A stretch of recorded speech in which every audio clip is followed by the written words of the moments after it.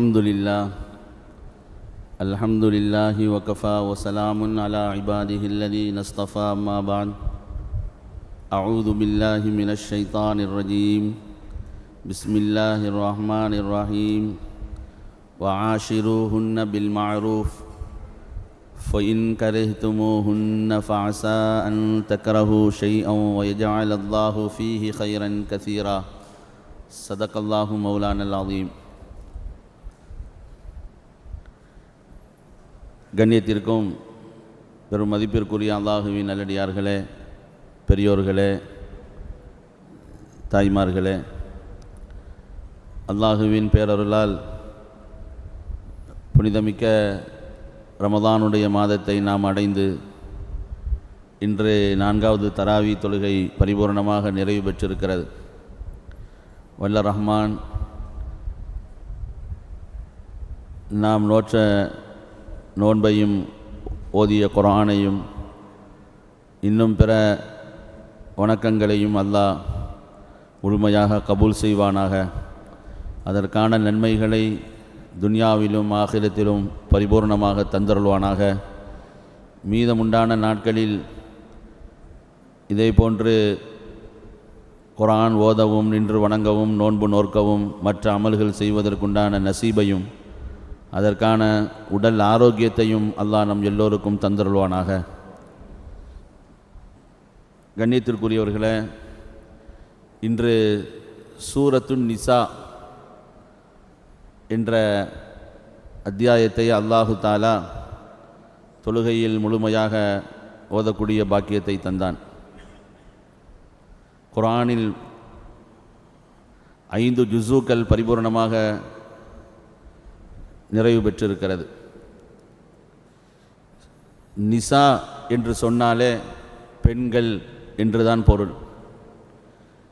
இன்று உலகத்திலே இஸ்லாம் என்ற மார்க்கம் பெண்களை அடிமைப்படுத்துகிறது, அவர்களுக்கு உண்டான உரிமைகள் கொடுக்கப்படவில்லை என்று விளங்காதவர்கள் ஏராளமான தவறான செய்திகளை பரப்பி வருவதை நாம் பார்க்கிறோம். ஆனால் இஸ்லாம் என்ற உன்னதமான இந்த மார்க்கம் பெண்களை கண்ணியப்படுத்தியதை போன்று வேறு எந்த மார்க்கமும் கண்ணியப்படுத்தியதில்லை. அந்த அளவிற்கு அவர்களை உயர்த்தியிருக்கிறது. குர்ஆனில் 114 சூறாக்களில் நிசா என்று பெண்கள் என்ற பெயரிலேயே ஒரு சூறா அருளப்பட்டிருக்கிறது. ஆண்கள் அப்படிங்கிற சூறா கிடையாது, பெண்கள்ங்கிற சூறா தான் இருக்குது.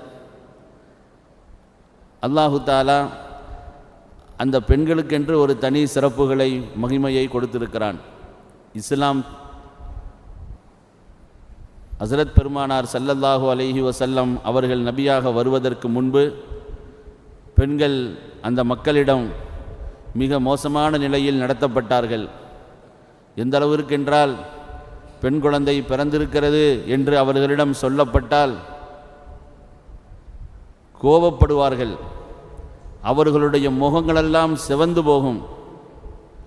சமுதாயத்தை விட்டே தன்னை மறைத்து கொள்வார்கள். உனக்கு பெண் குழந்தை பிறந்திருக்கிறதா என்று கேட்டு விடுவார்கள் என்பதை பயந்து சமுதாயத்திடமே வராமல் ஒதுங்கிக் கொள்வார்கள். அல்லாஹ் குர்ஆனிலே சொல்கிறான், யத்தவாரா மினல் கௌமி மின் சூஇ மா புஷ்ஷிரபி. அது மட்டுமல்ல, ஐயும்சிகுஹு அம் யதுஸ்ஸுஹு ஃபித்துராப். இந்த குழந்தையை நாம் வளர்ப்பதா அல்லது கொலை செய்து மண்ணிலே புதைத்து விடுவதா என்றும் சிந்திப்பார்கள். இப்படி ஒரு காலம் இருந்தது.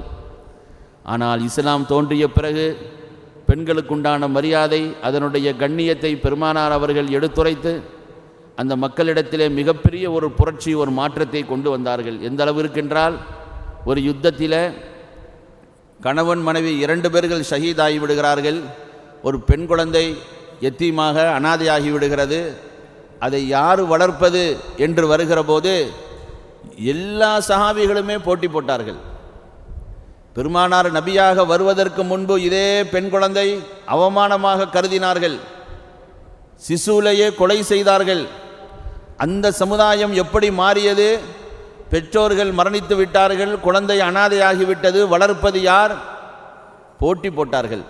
கடைசியில் யாரெல்லாம் போட்டியிட்டார்களோ அவர்களுடைய பெயர் எழுதப்பட்டு சீட்டு குலுக்கி போடப்பட்டு அந்த பெண் குழந்தையை ஒப்படைக்கப்பட்டது என்று வரலாற்றிலே பார்க்கிறோம். இந்த அளவிற்கு ஒரு மாற்றத்தை பெருமானார் ஸல்லல்லாஹு அலைஹி வஸல்லம் அவர்கள் ஏற்படுத்தினார்கள். அன்பானவர்களே, அப்பேற்பட்ட அந்த பெண்மணிகள் அவங்களுடைய பெயரிலேயே அந்நிசா அப்படிங்கிற ஒரு சூறாவை அருளப்பட்டு அதில் ஏராளமான பெண்கள் சம்பந்தமான சட்டத்திட்டங்கள், வாரிசுரிமை சட்டத்திட்டங்கள் இன்று ஓதப்பட்டது. அதில் பெண்கள் அவர்கள் திருமணமாகி கணவன் மனைவி மகிழ்ச்சிகரமான முறையில் வாழ்வதற்குண்டான அழகான வழிமுறைகளை குர்ஆன் சொல்கிறது. அவர்களுக்கு மத்தியில் பிரச்சனைகள் வந்துவிட்டால் அதை எப்படி சரி செய்வது என்பதையும் குர்ஆன் சொல்கிறது. இன்று அல்லாஹு தஆலா ஓதக்கூடிய அந்த பாக்கியத்தை நமக்கு தந்தான். அன்பானவர்களே, கணவன் மனைவி என்ற உறவு இருக்கிறதே, அது ஒரு சாதாரணமானதல்ல. உலகத்திலேயே முதல்ல உண்டான உறவுங்கிறது கணவன் மனைவிங்கிற உறவு தான். தாய் தந்தை, மகன், அண்ணன், தம்பி, இது எல்லாமே அதற்கு பிறகுதான். முதலில் வந்த உறவு கணவன் மனைவி, ஆதம் ஹவ்வா, அந்த 2 பேர்களும் கணவன் மனைவிங்கிற உறவை கொண்டு தான் இது ஆரம்பமானது. இந்த உறவு 1 நாள் 2 நாள் 1 வருடம் 2 வருடம் அல்ல. எப்பொழுது இவர்கள் திருமணம் செய்கிறார்களோ அன்றிலிருந்து அந்த உறவு ஆரம்பமாகி சொர்க்கத்தில் நுழையும் வரை இந்த உறவு நீடிக்கிறது. அல்லாஹ் குர்ஆனிலே சொல்கிறான், உதுகுலுல் ஜன்னத அன்தும் வ அஸ்வாஜிக்கும் துஹ்பரூன், நீங்களும் உங்களுடைய மனைவிமார்களும் சுகபோகமாக சந்தோஷமாக சொர்க்கத்தில் நுழையுங்கள். எந்த வசனமும் நீங்களும் உங்களுடைய பெற்றோர்களும் சொல்லல. நீங்களும் உங்களுடைய பெற்றோர்களும் சொர்க்கத்தில் நுழையுங்கள் சொல்லல. நீங்களும் உங்களுடைய மனைவிமார்களும் சுகபோகமாக சொர்க்கத்தில் நுழையுங்கள். அப்போ இந்த உறவு என்பது சொர்க்கத்தில் நுழையும் வரை நீடிக்கக்கூடிய ஒரு உறவு. இது மனிதர்கள் ஏற்படுத்தி கொண்டதல்ல, அல்லாஹுவால் ஏற்படுத்தி காட்டப்பட்ட உன்னதமான ஒரு வழி இது. இந்த திருமண உறவு என்பது மனிதனால் முடிவு செய்யப்பட்டு நடத்தப்படக்கூடிய ஒன்றல்ல. இது அல்லாஹுவால் அவன் தூதரால் காட்டப்பட்ட ஒரு உன்னதமான வழிதான் இந்த திருமண முறை, அந்த உறவு. அன்பானவர்களே, ஆனால் அந்த உறவு இன்றைக்கு எவ்வளவு கசப்பானதாக ஆகிவிட்டது. அந்த உறவினுடைய மகிமை, அதனுடைய கண்ணியத்தை இவர்கள் உணரவில்லை. அந்த உறவின் மூலமாக அல்லாஹு தஆலா எவ்வளவு பெரிய பாக்கியத்தை நமக்கு தந்திருக்கிறான் என்பது கூட இவர்களுக்கு தெரிவதில்லை. ஆண்மகனுக்கு நிம்மதி வேண்டுமா, நான் அதில் வைத்திருக்கிறேன், அந்த உன்னுடைய மனைவி இடத்திலே வைத்திருக்கிறேன் சொல்றான்.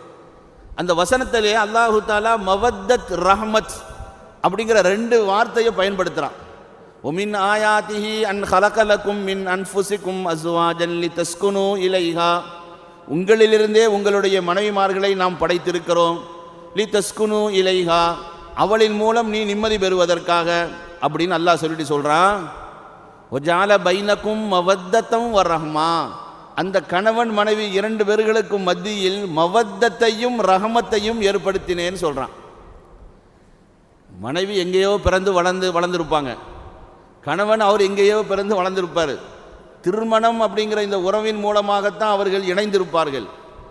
இந்த 2 பேர்களுக்கு எங்கிருந்துங்க அன்பு பாசம் வந்தது? அவருக்கு தலைவலின்னு சொன்னால் இவங்களால தாங்க முடியாது, இவங்களுக்கு தலைவலின்னா அவங்களால தாங்க முடியாது. உண்மையான கணவன் மனைவி தான் நான் சொல்கிறேன். உண்மையான கணவன் மனைவியாக இருப்பவர்கள், கணவனுக்கு ஒரு சிறிய வலி என்றால் மனைவியால் தாங்கிக் கொள்ள முடியாது, மனைவிக்கு ஒரு சிறிய வலி என்றால் கணவனால் தாங்கிக் கொள்ள முடியாது.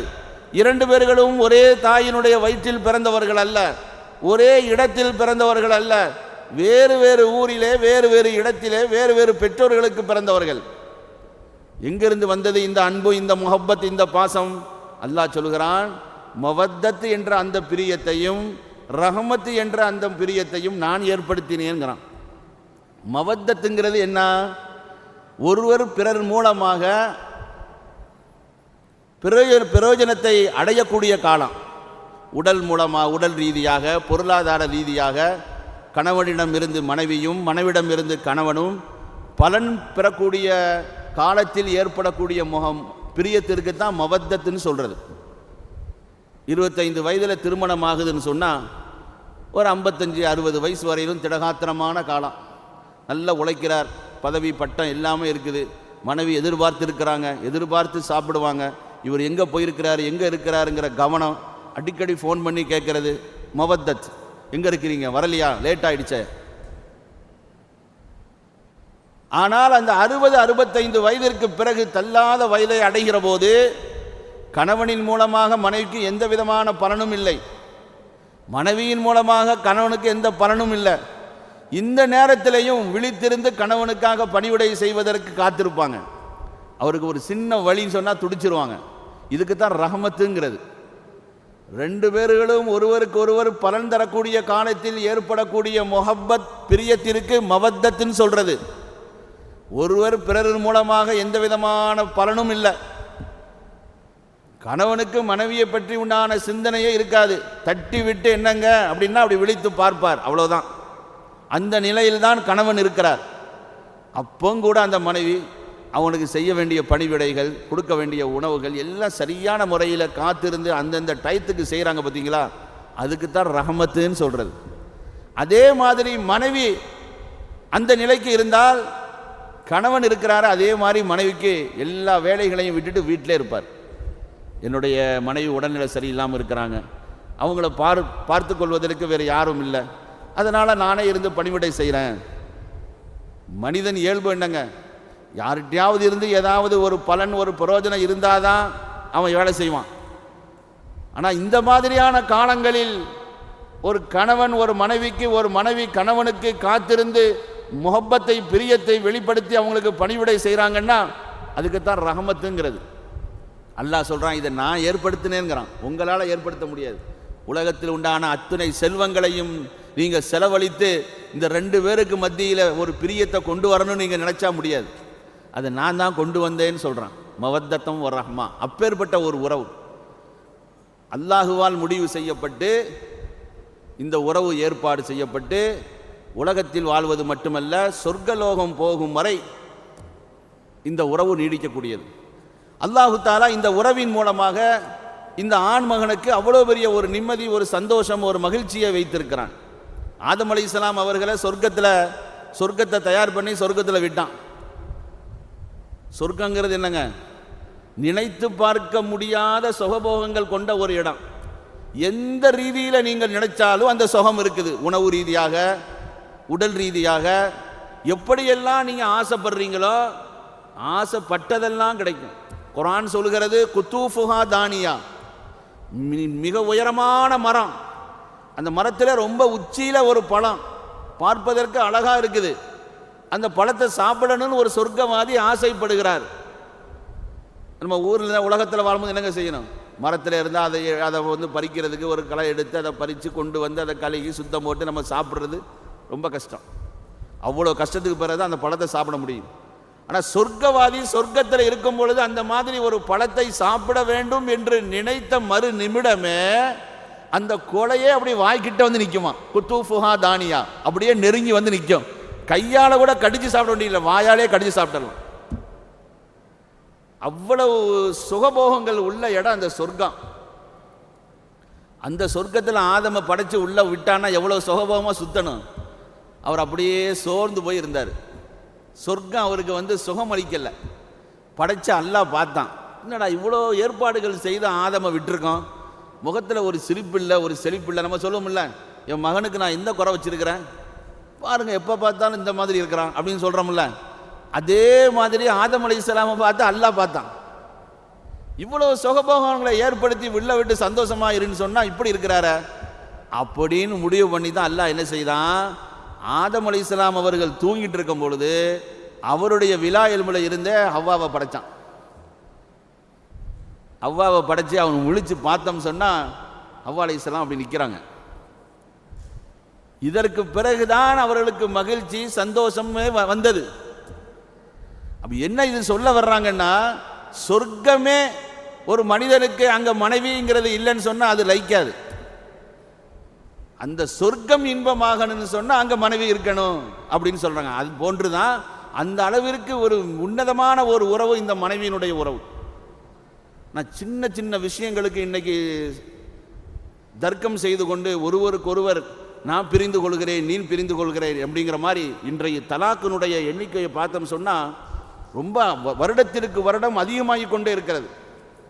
அது சம்பந்தமாக ஏராளமான பயான்கள் எல்லாம் அந்த மக்களை கூப்பிட்டு பேசப்படுகிறது, கவுன்சிலிங் நடத்தப்படுகிறது. ஆனால் அது குறைந்ததாக தெரியவில்லை, கூடிக்கொண்டே போகிறது. காரணம், அந்த உறவையுடைய மகிமை, அதனுடைய கண்ணியத்தை விளங்காம, எப்படி நம்ம வாழணுங்கிறது கூட தெரியாம அவங்களுடைய வாழ்க்கையை அவர்கள் வீணடித்து விடுகிறார்கள். அன்பானவர்களே, உறவு என்பது இமாம் அஹ்மத் இப்னு ஹம்பல் ரஹ்மத்துல்லாஹி அலைஹி அவர்கள் இந்த உறவு, கல்யாண திருமண உறவுங்கிறத பற்றி அவங்க எப்படி சொல்றாங்க பாருங்க. இமாம் அஹ்மத் இப்னு ஹம்பல் ரஹ்மத்துல்லாஹி அலைஹி மிகப்பெரிய ஒரு இமாம், கிட்டத்தட்ட 10 லட்சம் ஹதீஸுகளை மனப்பாடம் செய்தவங்க. அவங்க ஒரு சபையில் கல்வி பாடம் நடத்த ஆரம்பித்தாங்கன்னு சொன்னால் 90,000 மாணவர்கள் இருந்து பாடத்தை கேட்பாங்க. கிட்டத்தட்ட 1100 முக்கப்பீர்கள். முக்கப்பீர்னு சொன்னால் நம்ம சொல்ல இப்போ தானே மைக் இருக்குது, அப்போ நம்ம சொல்கிற செய்திகளை அங்கங்கே எடுத்து எடுத்து சொல்லுவாங்க. அந்த மாதிரி சொல்கிறதுக்கு 1100 பேர். அவ்வளோ பெரிய கல்வி மகான். அவங்க தன்னுடைய பிள்ளைகளோடு கொஞ்சம் விளையாடி கொண்டிருந்தாங்க. அந்த நேரத்தில் இருந்த மிகப்பெரிய ஷேக் பிஷ்ருல் ஹாஃபி ரஹிமஹுல்லா, அவங்க மிகப்பெரிய ஷேக், பெரிய மகான், வலியுல்லா, இறைநேசர். அவங்க வந்தாங்க. வந்தால் அஹ்மத் இப்னு ஹம்பல் தன்னுடைய பிள்ளைகளோடு விளையாண்டு கொண்டு இருக்கிறத அப்படி பார்த்துக்கிட்டே இருந்தாங்க. பார்த்துட்டு சொன்னாங்க, லவ்லா தஸவ்வஜித லகான கதா ஒ கதா. அஹ்மத் இப்னு ஹம்பலை, நீங்கள் மட்டும் திருமணம் செய்யாமல் இருந்திருந்தா இன்னும் உயர்ந்த அந்தஸ்தை நீங்கள் அடைஞ்சிருப்பீங்க. ஏன்னா பிஷ்ர் ஹாஃபி திருமணம் செய்யலை, அவங்க மிகப்பெரிய ஒரு இறைநேசர், அவங்க திருமணம் செய்யலை. ஆனால் இவங்க குழந்தையோடு விளையாடி கொண்டிருப்பதை பார்த்த பிஷ்ர் ஹாஃபி இமாம் அஹ்மத் இப்னு ஹம்பலை பார்த்து சொன்னாங்க, நீங்கள் திருமணம் செய்யாமல் இருந்திருந்தால் இன்னும் உயர்ந்த அந்தஸ்தை அடைஞ்சிருப்பீங்க. இமாம் அஹ்மத் இப்னு ஹம்பல் ரஹ்மத்துல்லாஹி அலைஹி சொன்னாங்களா ஷேகை பார்த்து, ஒரே ஒரு ரொட்டி துண்டு, என்னுடைய குழந்தை பசியில் அழுகிற போது அந்த பசியை போக்குவதற்கு நான் கொடுக்கக்கூடிய ஒரே ஒரு ரொட்டி துண்டு இருக்குத, 1000 ஆண்டுகள் இல்லை 1 வருடம் முழுமையாக இபாதத் செய்வதை விட அல்லாஹ்விடத்தில் உயர்ந்த அந்தஸ்து உள்ளதுன்னாங்க. எப்படி சொன்னாங்க? 10 லட்சம் ஹதீஸை மனப்பாடம் பண்ணவங்க. அதிலிருந்து அவங்க சொல்கிறாங்க, திருமணம் செய்யாமல் 1 வருடம் முழுக்க நின்று வணங்குவதை விட திருமணம் செய்து அதன் மூலமாக பிறக்கக்கூடிய அந்த குழந்தையினுடைய பசியை போக்குவதற்கு ஒரு சின்ன ரொட்டி துண்டு நான் சம்பாதித்து கொடுக்குறேன் பார்த்தீங்களா, அது 1 வருடம் இபாதத் செய்வதை விட அல்லாஹ்விடத்தில் மிகப்பெரிய அந்தஸ்து பெற்றது அப்படின்னு இமாம் அஹ்மத் இப்னு ஹம்பல் ரஹ்மத்துல்லாஹி அலைஹி அவங்க சொன்னதாக பார்க்குறோம்.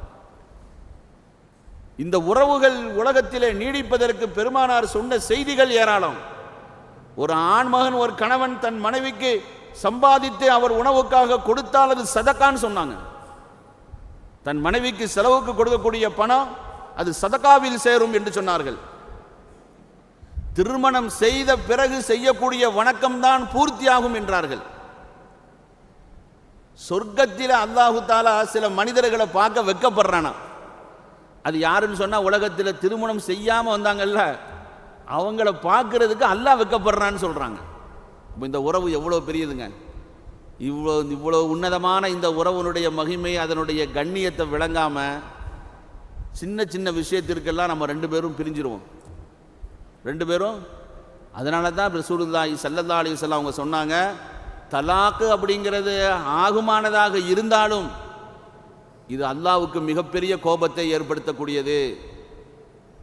பெண்கள் அவசர புத்தி உடையவர்கள், சிறிய சிறிய விஷயத்திற்கு பிரிந்து விடுவோம் என்று கணவனிடம் கேட்டு பிரிகிறார்கள் என்று சொன்னால் ரசூலுல்லாஹி ஸல்லல்லாஹு அலைஹி வஸல்லம் அவர்கள் சொன்னார்கள், ஐயுமா இம்ரத்தின் சாலத் ஜௌஜஹா தலாகன் ஃபீ கைரி மா பஸின். தேவையில்லாத விஷயங்களுக்கெல்லாம் நம்ம பிரிந்துடுவோம். ஏன்னா அவங்களும் சம்பாதிக்கிறாங்க, இவரும் சம்பாதிக்கிறார். இவரை கொண்டு அவங்களுக்கு எந்த பலனும் இல்லை, அவங்கள கொண்டு இவங்களுக்கு எந்த பலனும் இல்லை. என் குடும்பத்தில் நல்ல வசதி, உங்கள் குடும்பத்திலையும் வசதி, யாரை வச்சும் இல்லை அப்படிங்கிற மாதிரி நினைத்து பிரிந்துடுவோங்கிற முடிவு செய்கிறாங்கன்னு சொன்னால் ஃபஹராமுன் அலைஹா ராயிஹத்தல் ஜன்னா, சொர்க்கத்துடைய வாடை கூட அவர்களுக்கு கிடைக்காதுன்னாங்க. அன்பானவர்களே, இன்று எத்தனை குடும்பங்கள் சர்வ சாதாரணமாக இன்று இந்த தலாக்குங்கிறத கையில் எடுத்துக்கொண்டு நாம் நிம்மதியாக வாழலாம் என்பதாக நினைக்கிறார்கள். அல்லாஹ் சொல்கிறான், வஆஷிரூஹுன்ன பில் மஅரூஃப், கணவன்மார்களே, அந்த பெண்மணிகளோடு உங்களுடைய மனைவிமார்களோடு நல்ல முறையில் நீங்கள் நடந்து கொள்ளுங்கள். ஃபயின் கரைஹ்துமூஹுன்ன ஃபஅஸா அன் தக்ரஹூ ஷைஅன் வயஜஅல் அல்லாஹு ஃபீஹி கைரன் கஸீரா. அந்த மனைவி இடத்திலே உங்களுக்கு பிடிக்காத விஷயங்கள் இருந்தால் பொறுமையோடு இருங்கள். அல்லாஹ் அவன் மூலமாக ஏராளமான கைதுகளை உங்களுக்கு வைத்திருக்கிறான். எப்படி சொல்றாங்க? அவசரப்பட்டு சட்டுன்னு முடிவெடுத்து அந்த உறவை நீங்கள் கிழித்துவிட்டு வெளியே வந்து விடாதீர்கள். கொஞ்சம் பொறுமை காருங்கள். அதற்கு பிறகு தெரியும் அதனால் கிடைக்கக்கூடிய கைதுகள் என்ன, பலன் என்ன என்பதை அல்லாஹ் ஏராளமாக வைத்திருக்கிறான். ரசூலுல்லாஹி ஸல்லல்லாஹு அலைஹி வஸல்லம் அவர்கள் சொன்னார்கள், லா யஃப்ரகு முஃமினுன் முஃமினத்தன் இன் கரிஹ மின்ஹா ஹுலுகன் ரலிய மின்ஹா ஆகர். ஒரு முஃமினான கணவன் தன் மனைவியிடம் வெறுப்புற்று இருப்பது கூட அது முஃமினான கணவனுக்கு பண்பல்ல. ஒன்றை நீங்கள் வெறுத்தால் இன்னொன்றை கொண்டு பொருந்திக் கொள்ளுங்கள். நாங்கள் ஸல்லல்லாஹு அலைஹி வஸல்லம் ஒன்றை நீங்கள் வெறுத்தால் இன்னொன்றை கொண்டு பொருந்திக் கொண்டு வாழ்வதற்கு நீங்கள் முயற்சி செய்யுங்கள் என்று சொன்னார்கள். அப்போ அல்லாஹ் சொல்றான், நல்ல முறையில் அல்லாவே வந்து பேசுறான். பெண்கள் சம்பந்தமாக கணவன்மார்கள்ட்ட அல்லாஹ் பேசுறான். நீங்க அப்படிலாம் எதுவும் செய்திடாதீங்க. வாஷிருஹுன்ன பில் மாரூஃப். அவங்க பலகீனமானவர்கள், நல்ல முறையில் நீங்கள் அவர்களோடு சேர்ந்து வாழுங்கள். அப்படின்னா விட்டு கொடுத்து போங்கங்கிறான். அவங்க கோபப்படுறாங்களா, நீங்க கோபப்படாதீங்க. காது கொடுத்து நீங்க கேட்டு அப்படியே விட்டு கொடுத்து பாருங்க, உங்களுக்கு உலகமே சொர்க்கமாயிரும். அவங்க பேசுறாங்கிறதுக்காக நீங்க பதில் அளிக்க ஆரம்பிச்சீங்கன்னு சொன்னா இந்த உலகமே உங்களுக்கு நரகமாயிடும். எவ்வளவு பேர் இன்னைக்கு வந்து வெளியிலே தான் கணவனா இருக்கிறாங்க, வீட்டுக்குள்ளே போனால் எந்த தொடர்பும் கிடையாது. சாப்பாடு அது வந்து டேபிளில் இருக்கும், நான் சாப்பிட்டுக்குவேன். இன்றைக்கி உள்ளே போனேன், டேபிளில் சாப்பாடு இல்லை, வெளியே வந்துட்டேன் சொல்கிறாங்க. ஆனால் வெளியில் உள்ள மக்களுக்கு கணவன் மனைவியாகத்தான் தெரியுது. கண்ணீர் விட்டு அழுகணும். இவர்களெல்லாம் அல்லாஹ்வுடைய சன்னிதானத்தில் எப்படி போய் நிற்பார்கள், எப்படி பதில் சொல்வார்கள்? ஸல்லல்லாஹு அலைஹி வஸல்லம் அவர்கள் எவ்வளவு உச்சகட்டத்தில் சொன்னாங்க, ஒரு கணவன் ஒரு மனைவி இறந்து போகிறாள் கணவனுடைய திருப்பொருத்தத்தோடு, அவ சொர்க்கவாதின்னாங்க. தொழுகை, நோன்பு, சக்காத்து எதையும் பார்க்கல. சுருக்கமா அந்த ஹதீஸில் சொல்லப்பட்டதை, ஒரு பெண்மணி கணவனுடைய பொருத்தத்தை அடைந்த நிலையில் இறந்து போகிறாள், அவ சொர்க்கவாதின்னாங்க. அதே மாதிரி ஒரு கணவன் மனைவியினுடைய பொருத்தத்தை பெற்று அவர் இறந்து போகிறார், சொர்க்கவாதின்னாங்க. சும்மா ஒன்றும் பொருத்தத்தை அடைஞ்சிட முடியாது. இந்த எல்லா சிரமங்களையும் கஷ்டங்களையும் அல்லாஹ்வுடைய ரசூலுடைய வழிகாட்டுதலின் பேரில் நாம் பொறுமையோடு சகித்து கொண்டால் இவ்வளவு பெரிய பாக்கியத்தை அல்லாஹு தஆலா அதில் வைத்திருக்கிறான். அல்லாஹ் சொல்றான், வாஷிருஹுன்ன பில் மாரூஃப் ஃபஇன் கரிஹ்துமூஹுன்ன ஃபஅஸா அன் தக்ரஹூ ஷைஅன் வயஜஅல் அல்லாஹு ஃபீஹி கைரன் கஸீரா. கொஞ்சம் பொறுமையாக இருங்க, உங்களுக்கு ஏராளமான கைர்கள் இருக்கிறது அப்படின்னு சொல்லிட்டு அல்லாஹ் இன்னொரு இடத்துல சொல்றான், நீங்கள் சேர்ந்து வாழக்கூடிய அந்த மனைவியோடு ஏதாவது ஒரு பிரச்சனை அவங்க உங்களுக்கு முரண்பட்டு இருக்கிறாங்கங்கிற மாதிரி தெரிந்தால் ஃபஇதுஹுன்ன, நல்ல முறையில் எடுத்து சொல்லுங்க. அல்லாஹ் நமக்கு எவ்வளோ பாக்கியங்களை தந்திருக்கிறான், குழந்தை பாக்கியங்களை கொடுத்துருக்கிறான், எவ்வளோ கண்ணியமாக வச்சிருக்கிறான் அப்படின்னு நல்ல முறையில் அவங்களுடைய மனம் ஏற்றுக்கொள்ளும் அளவிற்கு நான் அப்படி செய்திருவேன் இப்படி செய்திருவேன். நம்ம திறமைகளை அங்கே பேசக்கூடாது. திறமைகளை பேசினா அங்கே ஜெயிக்க முடியாது. அவங்களையும் நம்மளோடு இணைத்து கொண்டு எப்படி சொன்னால் அவர்கள் ஏற்றுக்கொள்வார்களோ அந்த அளவிற்கு நீங்கள் உபதேசம் பண்ணுங்கிறான். அல்லாஹ் முதல்ல சொல்லி கொடுக்குறான். ஃபஇதுஹுன்ன, உபதேசமும் அவங்களுக்கு பலன் தரல. வஹ்ஜுருஹுன்ன ஃபில் மலாஜிஇ, வெறுப்பை வெளிக்காட்டும் வண்ணம் படுக்கையில் நீங்கள் தனியாகுங்கள், படுக்கையை விட்டு ஒதுங்குங்கள். அதுலேயும் அவங்க சரி வரல. வதுரிபூஹுன்ன, ஒரு கோபத்தை ரொம்ப உச்சகட்டத்தை வெளிப்படுத்துகிற மாதிரி லைட்டாக அடிங்க, காயப்படாமல் சும்மா தட்டுங்க. அதுக்கு அவங்க வழிபட்டாங்க, சரிப்பட்டாங்க, நம்ம சேர்ந்து வாழ்வோன்னு முடிவு பண்ணிட்டாங்கன்னா ஃபலா தபகு அலைஹின்ன சபீலா, பிறகு நீங்கள் பழசை போட்டு பேசி பேசி பேசி அவங்கள விரட்டாதீங்க. அது மறக்க முடியாது, எனக்கு அதை செய்ய முடியாது, இதை செய்ய முடியாது, இனிமேல் நம்ம சேர முடியாது அப்படின்னு அவங்க தான் திரும்பிட்டாங்கல்ல. திரும்பி வந்தவங்கள சேர்த்து அரவணைத்து அந்த உறவை தொடருங்கள், விட்டுறாதீங்கிறான் அல்லாஹ். கடைசியில் சொல்கிறான், இதுக்கும் பிறகும் சரி வரலன்னா ஒயின் ஹிஃப்தும், நீங்கள் அந்த இரண்டு பேர்களுக்கும் மத்தியில் பிளவு வந்துவிடும் அப்படிங்கிற ஒரு பயம் உங்களுக்கு வந்தால் ஃபபாசு ஹக்கமம் மின் அஹ்லிஹி வ ஹக்கமம் மின் அஹ்லிஹா, பெண் சார்பாக ஒருவரும் அந்த கணவன் சார்பாக ஒருவரும் சமரசம் பேசக்கூடியவரை நீங்கள் ஏற்பாடு செய்து அவர்களுக்கு மத்தியில் இணக்கத்தை ஏற்படுத்த முயற்சி செய்யுங்கள். யுவஃபிகில்லாஹு பைனஹுமா, அந்த பேசுகிற ரெண்டு பேரும் சேர்த்து வைக்கிற மாதிரி இருக்கணும், பிரித்து விடுற மாதிரி கூட்டமாக இருக்கக்கூடாது. அந்த மாதிரி ஆளை வச்சு நம்ம பேசினோம்னா அல்லாஹ் சொல்கிறான், அந்த மாதிரி நீங்கள் பேச முற்பட்டீங்கன்னா அந்த ரெண்டு பேரும் சேர்வதற்குண்டான வாய்ப்பை நானும் கொடுக்குறேங்கிறான். அப்போ அல்லாஹ் என்ன சொல்கிறான், நல்லபடியாக சேர்ந்து வாழுங்க. ஆஷிருஹுன்ன பில் மாரூஃப், பிரச்சனை அப்படிங்கிறது வந்துட்டா உபதேசம் பண்ணுங்க. அதுவும் உங்களுக்கு பலன் தரலன்னு சொன்னால் படுக்கையில் விலகுங்க. அதுவும் சரியில்லைன்னா கோபத்தை வெளிப்படுத்துகிற மாதிரி லைட்டாக தட்டுங்க. இதுக்கெல்லாம் பிறகும் முடியல, அவங்க பிரிய தான் போடுறாங்கண்டா ஆண் பெண் இரண்டு பேர்கள் சார்பாக ஒரு நடுவர்களை ஏற்படுத்தி பேச வைக்கணும் அவர்களை. இதுவும் பலன் தரலைங்கும் போது தான் தலாக்குங்கிற இடத்துக்கு வரணும் அப்படிங்கிறத அல்லாஹு தாலா இந்த வசனத்தின் மூலமாக உணர்த்துகிறான். ஆக அன்பானவர்களே, கணவன் மனைவிங்கிற உறவு மிக அற்புதமானது, உன்னதமானது, அல்லாஹுவின் புறத்திலிருந்து ஏற்பாடு செய்யப்பட்டது. அல்லாஹ் அதை விரும்புகிறான், சேர்ந்து வாழ வேண்டும் என்று ஆசைப்படுகிறான். அவர்கள் வாழும் காலங்களில் அவர்கள் சந்தோஷமாக இருப்பதை பார்த்து அல்லாஹ் மகிழ்ச்சி அடைகிறான். அவர்கள் ஒருவருக்கொருவர் கோபமிடுவதை பார்த்து அல்லாஹ் கோபப்படுகிறான் என்று பெருமானார் ஸல்லல்லாஹு அலைஹி வஸல்லம் அவர்கள் சொன்னார்கள். அல்லாஹு தாலா இந்த சூரத்து நிசாவின் மூலமாக நமக்கு சொல்லக்கூடிய செய்தி அதுதான். உறவு, கணவன் மனைவி என்ற அந்த உறவு இருக்கிறது, அது உன்னதமானது. அதை எந்த அளவிற்கு நீங்கள் பணிந்து விட்டு கொடுத்து அவளோடு சேர்ந்து வாழ்ந்து அந்த உறவை நீங்கள் பாதுகாத்தால் அதற்கான சிறந்த பகரம் அந்தஸ்து உங்களுக்கு மறுமையில் இருக்கிறது என்பதை அல்லாஹு தாலா சொல்லித் தருகிறான். வல்ல ரஹ்மான் எந்த விஷயத்தை நாம் சொன்னோமோ கேட்டோமோ அதன்படி அமல் செய்வதற்குண்டான நசீபை அல்லாஹ் நம் எல்லோருக்கும் தந்தருள்வானாக. சின்ன சின்ன விஷயங்களுக்கெல்லாம் பிணங்கொண்டு பிரிந்து வாழ்வதை விட அதை ஒருவருக்கொருவர் விட்டு கொடுத்து மன்னித்து இணைந்து வாழக்கூடிய பாக்கியத்தை அல்லாஹ் கொடுத்தருள்வானாக. யாரெல்லாம் அதுபோன்ற நிலையில் இருக்கிறார்களோ இன்றோடு தௌபா செய்து அவர்கள் மீண்டும் சேர்ந்து இணைந்து சந்தோஷமாக வாழ்வதற்குண்டான நசீபை அல்லாஹ் கொடுத்தருள்வானாக. கொடிய நோய்கள், ஆபத்துகள், பலா, முசீபத்துகள், திடீர் மரணங்கள், மருத்துவமனை கஷ்டங்கள், சிரமங்கள், செலவுகளிலிருந்து அல்லாஹ் நம்மையும் நம்மளுடைய சந்ததிகள், மனைவி மக்கள் எல்லோரையும் காத்தருள்வானாக. யாரெல்லாம் நமக்கு தெரிந்தவர்கள் உடல்நிலை சரியில்லாமல் இருக்கிறார்களோ அல்லாஹ் அவர்கள் எல்லோருக்கும் பரிபூர்ணமான ஷிஃபாவை கொடுத்தருள்வானாக. யாரெல்லாம் உடல்நிலை சரியில்லாமல் மருத்துவமனையில் அனுமதிக்கப்பட்டு சிகிச்சை பெற்று வருகிறார்களோ அவர்களுக்கும் அல்லாஹு தாலா சிறந்த உடல் ஆரோக்கியத்தை முழுமையாக கொடுத்தருள்வானாக. யாரெல்லாம் நம்மை விட்டு சென்று விட்டார்களோ அல்லாஹ் அவர்களுடைய பாவங்களை எல்லாம் மன்னித்து ஜன்னத்துல் ஃபிர்தௌஸ் என்ற உயர்ந்த சொர்க்கத்தை கொடுத்தருள்வானாக. நம்முடைய ஆயுளில் அல்லாஹ் பரக்கத் செய்வானாக. நம்மளுடைய தொழில் துறைகளில் அல்லாஹ் பரக்கத் செய்வானாக. நம்மளுடைய ஹலாலான நாட்டங்கள் அனைத்தையும் அல்லாஹ் நிறைவு செய்து தருவானாக.